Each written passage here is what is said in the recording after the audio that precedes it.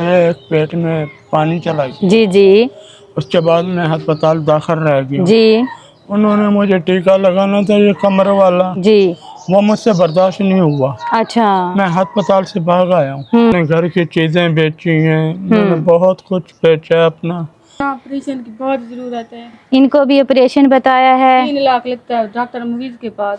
अच्छा मांगे हैं 10,000 टेस्ट वगैरह का मांगे हैं। अच्छा, ये क्या गिल्टियाँ हैं? हाँ जी, ये पूरे जिस्म में ऐसे ही है, पूरे पेट में ऐसे ही है। अच्छा, बेटा किधर है अभी आपका? नानी के घर है वो। वो इतना एक, दे, अल्लाह आपको 2 इतना दे, 3 इतना 4 दो, 5 इतना 6 दे कि 7 मैं कह 8 रहा हूँ, 9 10। मुझसे ये ले। सारा कुछ। बिस्मिल्लाह पढ़ें, अल्लाह पाक बरकत डाले। आपने दाखिल होना है, अपना इलाज शुरू करवाएं। ऐसे आप ठीक नहीं होंगे।